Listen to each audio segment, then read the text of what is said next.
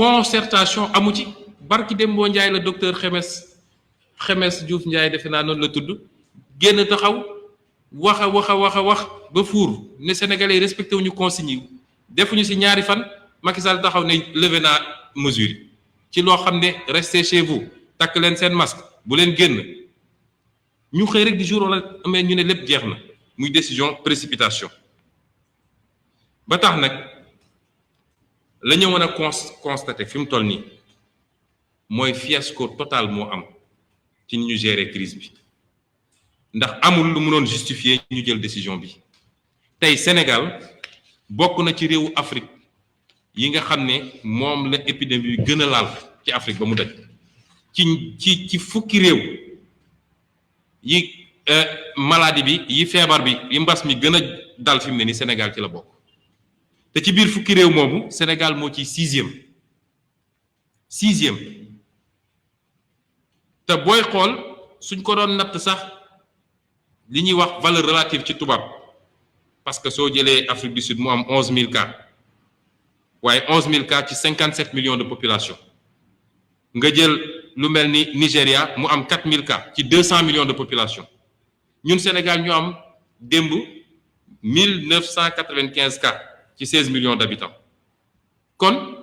en valeur relative ci ñu gën a impacté la ñu bokk fi mu toll nii ba pare nag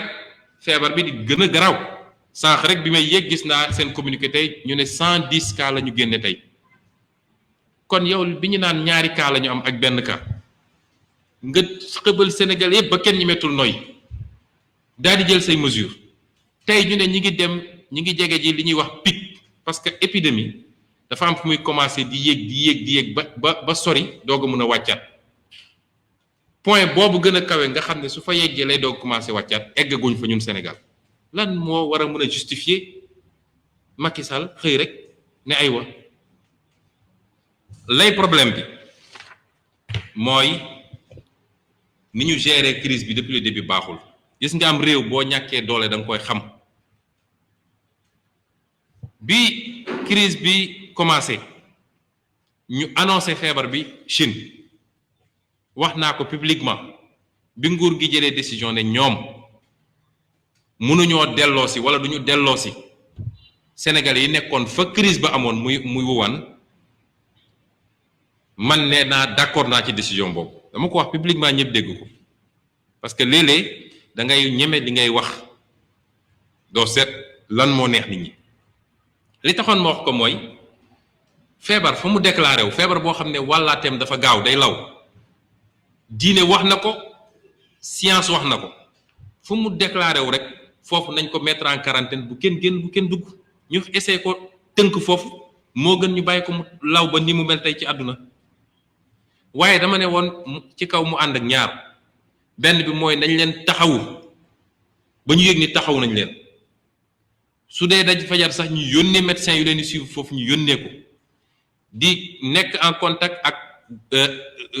gouvernement chinois ba xam ndax ñu ngi leen di toppatoo ni ñu leen war a toppatooy su dee dañoo nekk ci jafe-jafe ñu jàppale leen financièrement waaye li mu waroon àndal dëgg-dëgg mooy boobu la Sénégal waroon tëj ay frontières courage politique foofu lañ ko waroon amee tëj suñuy frontières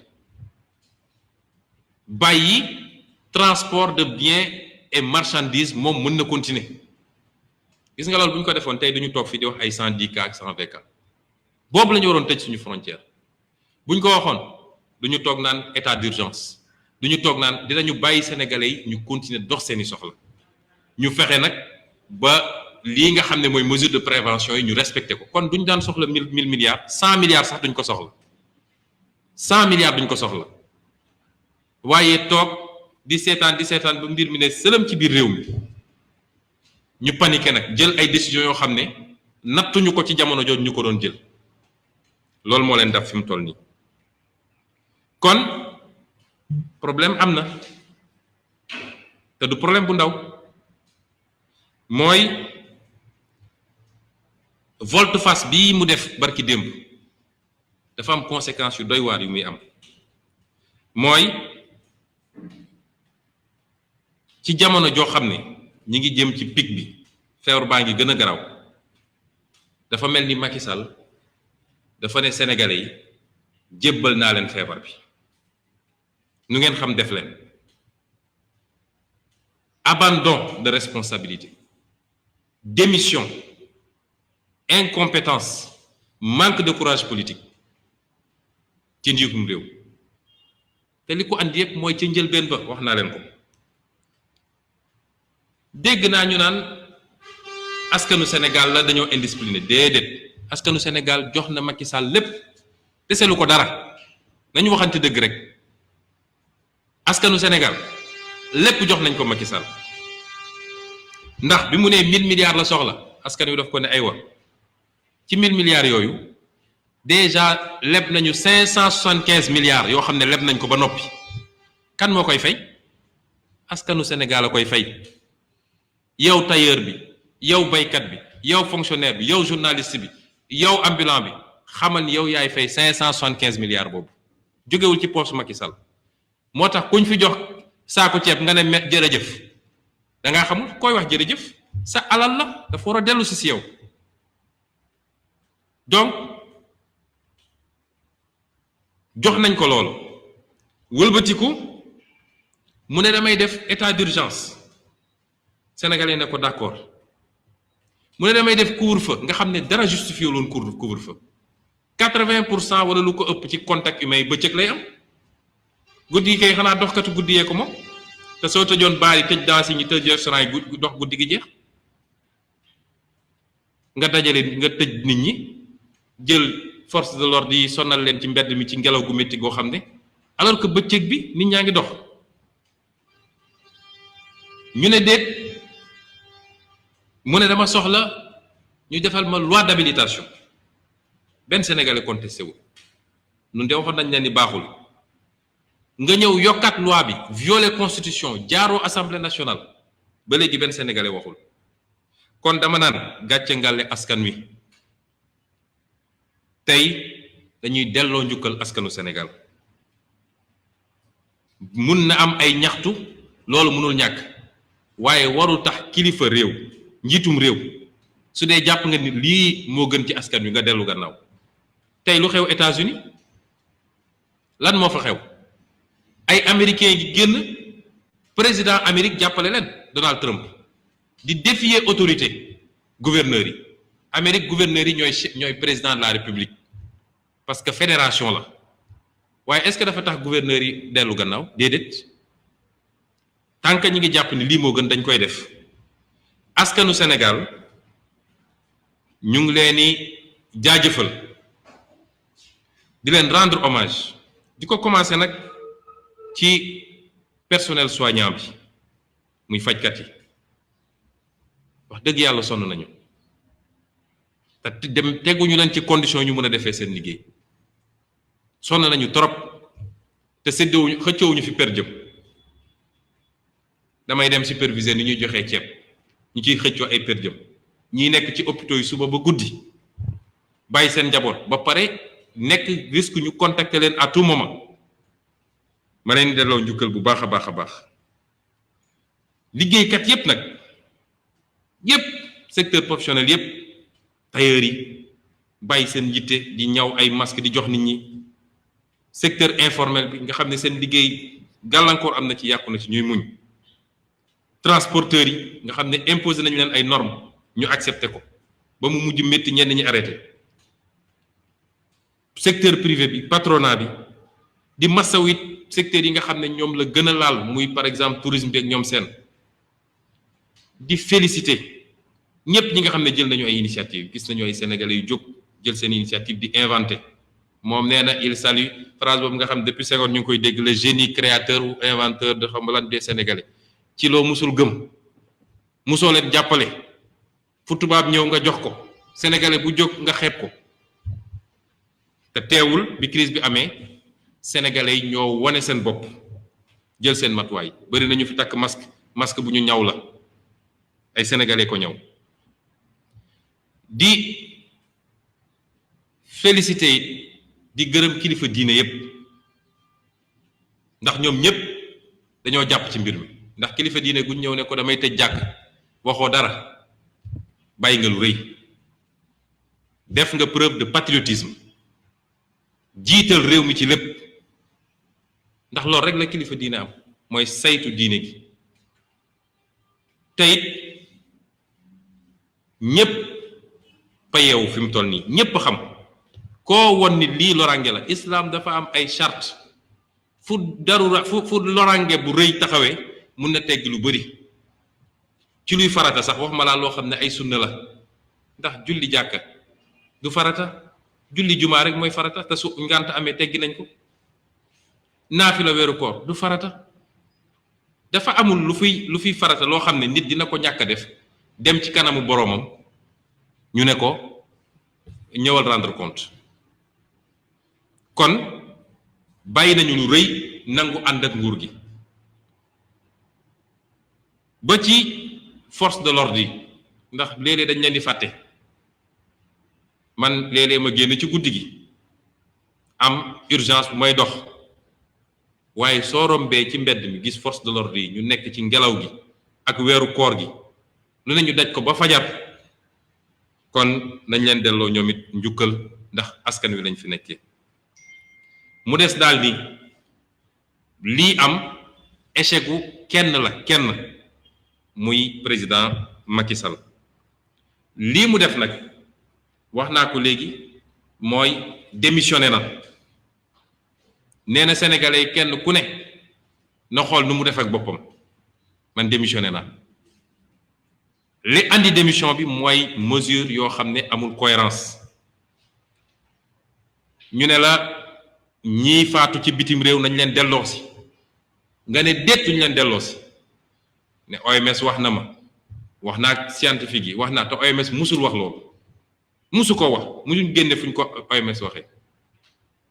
pression am nga dellu si gannaaw ñu ne la cohérence amul ci nga ne maa ngi tëj jàkka maa ngi tëj jumaa nga xam ne semaine ba semaine la am te maa ngi bàyyi marché mu ubbeeku nga xam ne bés bu ne la fajar ba guddi parce que décision il faut mu am cohérence nga ne déedéet dama koy maintenir looloo dem ba ñenn ñi jàpp ni dafa mel ni dañoo ciblé lu jëm ci diine muy jàkka yi muy église yi muy leneen ak leneen parce que su cohérence amoon ci décision yi rek problème boobu du am nga ne loolu dama koy tëj waaye ne waat léegi damay dem ubbi école ya parce que Macron nee na damay ubbi école waaw fooy dajale ay élèves ñu war faa daje di jàng suba ba ngoon jot ay regroupement classe su 60 personnes 100 personnes xanaa kay war ngaa mën a nangu nag ñeneen ak ñeneen def seeni activité incohérence globale boobu moo ñu andi ci lii waaye du indiscipline sénégalais ils ont été très indisciplinés lu mu laaj rek sénégalais jox nañ ko lan mooy conséquence bi nag mooy benn état ci boppam la ñu sukkal fi mu noonu nii parce que état amul lu dul lu ñuy wax autorité puissance publique mooy kilifteef su état ñàkkee kilifteefam ñàkk na lépp te li mu def nag dafa wàññi doole état fi mu ne nii état Sénégal dafa los gombaanu dafa sukk la koy firndeel mooy benn autorité médicale yi nga xam ne ñooy liggéey ci mbir mi nee naa la su du woon obligation de réserve ak loyauté li may wax ni ñoo la koy njëkk a wax ñoom dafa mel dañu xëy rek bif leen ñu xalam ko léegi ban discours la ñuy wax sénégalais koo xam ne bis bu ne yaa ngi doon wax attention la situation est grave fañ jëm nangam jël leen seen matuwaay respecté conseil nga ñu xëy dem nañu sax ba ñoom ñu seeni discours ñu conseillé ne nañu def confinement ñu xëy ne la lu tuuti li ñu doon def ba nañ ko donc ñooñu fi mu ne nii moralement dañoo sappe seen liggéey ñaareel bi mooy ñoom seen bopp ñuy liggéey ci santé gannaaw bu ñu ko defee ci Sénégal yëpp dañ leen surexposé ñoom ak seen njaboot ci feebar bi ñetteel bi mooy gone yi ñu bëgg a bàyyi ñu dem jàngi te réglé wuñu conditions yi réew yu koy def yëpp dañu jël ay matuwaay parce que réew moo xam ne classe su 10 personnes la ak réew moo xam ne classe su 20 personnes la ak wala 16 personnes ak réew moo xam ne classe boo dugg doo am foo teg sa tànk bokkuñu réalité distanciation 1 mètre bu ñuy def France wala ñu def ko Suède wala mënuñu ko def Sénégal. école yoo xam ne da ngay dem ci école ba mu daj benn toilette a ci ne te toilette ba boo fa demee mara d'Italie mënul ne nañu waxante dëgg. kon exposé xale yu ndaw yi waaye exposé it ñi nga xam ne ñoom la feebar bi gën a ay ci ñoom mooy ñuy wax 3e âge gën leen exposé ndax bu dee aayul ci sa xale itam xale mun na koo jël yóbbu kër ga. bu ci mujj mooy dañoo piétiner les institutions ndax lu mel ni cour suprême waaye sax baax na ci ñoom ndax Badio Camara moom Macky du magistrat Sénégal magistrat Macky Sall moo fa toog lu mu ko wax mu def ñu saisir leen amuñu lu ñuy wax lu dul bàyyi nañu état bi mu xool proportionnalité bi yow yaa war a xool proportionnalité bi c'est ça la justice waaye wax loolu defuñu ci 24 heures président génn joggati li ñu waxoon ni léegi dañu delloo si néew yi ba tax ñuy wax sénégalais yi nag ni lii lépp du lu bees ci Sénégal Macky Sall nii la yoree Sénégal bi Sénégal di Sénégal ba léegi bëri na tey kuy xarab Macky Sall moo ko doon xalamal démb te ba mu koy xalamal xam na ni kii attanul réew mi bi mu koy xalamal xam na ni ku ñu jox réew juróom-ñaari at réew ma demul dikkul kooku attanul réew mi mënul yóbbu réew mi fi ñu bëgg mu dem moo tax il faut ñun ñëpp ñu def suñu introspection bàyyi parparloo bi bàyyi yombal gi te xam ni réew waa réew moo koy defar réew caaxaan du ko defar ma leen di wax nag ni dañu xam ne lii ñëw mooy gën a métteeti ngeen jéggal ma rek ci wax ji ndax du lu mu yéene Sénégalais yi ñun ñi bàyyi suñu lépp ñàkk suñu lépp nekk ci réew mi subaak ngoon guddeeg bëccëg mënuñoo yéene réew mi lu bon waaye it boo gisee loo xam ne lu wér kéng la nga mun koo teg ci ay firnde da nga koy wax mu leer bi ñu génnee ci élection yi dama leen ne woon ci lu métti la ñu jëm te ñëpp dund nañ ko waaye lu raw loolu la ñu jëm ndax crise mondiale mooy installé wu bu ñu yàlla mayee gën saa néew sénégalais yi dinañ dund li ñuy wax crise économique bu ànd ak crise sociale waaye mun na gën a garaaw loolu ndax crise sanitaire mun na cee yokk yàlla nañu ci yàlla musal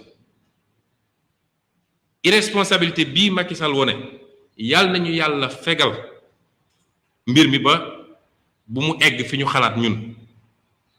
yàlla nañu ci yàlla musal ndax fi mu ne nii yàlla rekk ñu mën a musal ku yaakaar ni gouvernement Sénégal mënal na la dara yàlla rekk ñu mën a musal fi mu toll nii ñoo ngi jëm ci lu métti mooy Sénégal yëpp nañu waaj ni fii ñu jëm àdduna bi ci boppam mooy métti naka la mën a bàyyee nag réew yi nga xam ne ci réew yu gën a ndóol ci àdduna la bokk Sénégal bokk ci moo tax suñu déggee Macky Sall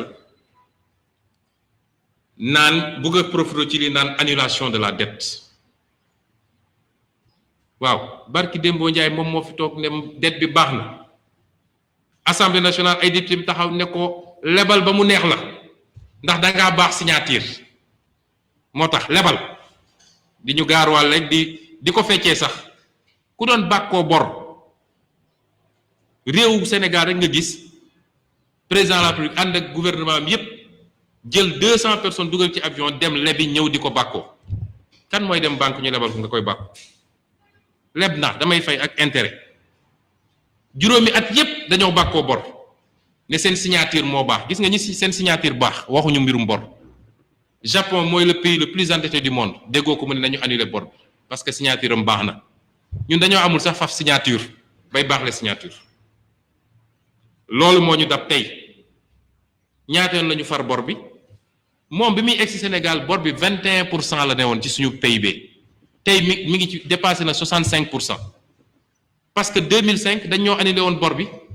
une partie bor bi dañ ko annulé woon ci jamono Abdoulaye Wade moom bi muy ñëw 21% moo fi ne woon ful na ko ñett ba pare ne léegi nañu far bor bi ma daaneel nag ci li muy wax ay nouvel ordre mondial xaw ma ndax xam na lu nekk ci notion boobu waaye ku mënul def nouvel ordre national mënoo def nouvel ordre mondial. balaa ngay wax lu jëm ci àdduna ci réew moo xam ne yow tekki woo ci àdduna bi Donald Trump ci boppam mënul décréter nouvel ordre mondial waxuma laa ma sama Macky Sall waaye Sénégal bëgg a jouer ay rôle leadership mondial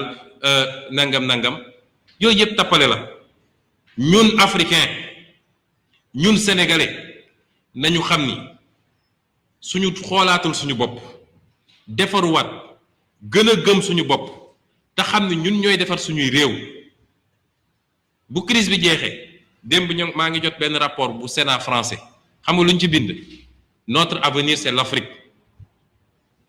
Chine wax la même chose ñépp a ngi bëgg a xëccoo Afrique waa ana africain yi ci loola ñu ne xuñaar rek di xool ku dem leb rek kontaan nga jàpp nga ni am nga lépp. moo tax bu ñu profité ci lii pour poser ay débat yu amul ñun nouvel ordre national la ñu war a njëkk a toppatoo. est-ce que moom bi mu ñëwee fii ba ak léegi dafa changé dara ci réew mi tey la guerre gën a bon ci réew mi tey la détournement yi gën a biir ci réew mi tey la jël say mbokk ak say ñooñ teg leen tey la protéger ay randalkat tey la gën a garaaw ci réew mi. li ñu leboon yëpp fan lañ ko yóbbu est-ce que dañ cee tabax ay hôpitaux est-ce que dañ cee tabax ay écoles déedéet ay arènes lañ ci tabax ay autoroute ay train bu dawul ba pare nga ne dañu effacer bor bi. kon dama bañ ñu nërmel sénégalais ba du ñu xam may daaneel rek ci wax ni sama conclusion mooy bu ngeen seetloo bu baax. discours Macky Sall bi mbas mi commencé ba léegi discours am yëpp da cee woo opposition yëpp ba mu des bu barki dem bu tuddul opposition wax na syndicat yi wax na société civile bi wax na nu mu tuddati kilifa diine yi wax na patronat bi secteur privé tuddul opposition parce que seeni stratégie xam ngeen lu mu doon mooy fexe ba déplacer débat bi opposition yeewuwaat wax ñoom ñu déplacer débat bi mu doon débat ñoom ak opposition may wax sénégalais ni mbir mi du débat entre ñun ak Macky Sall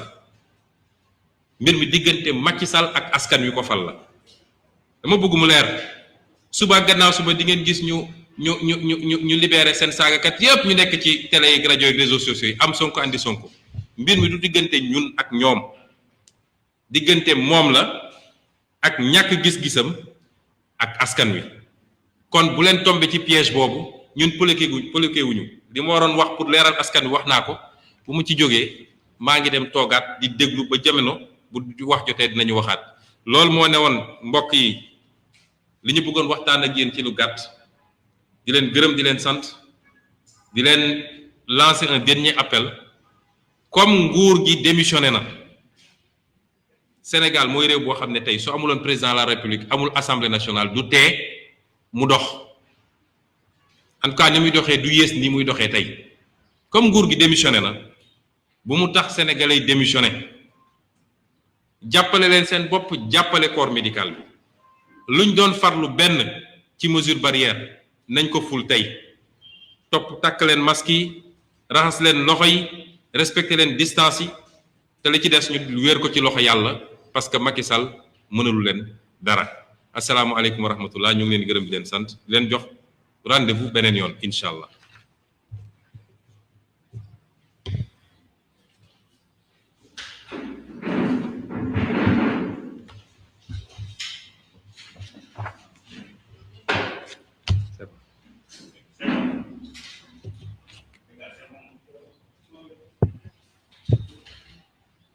Vous avez une question?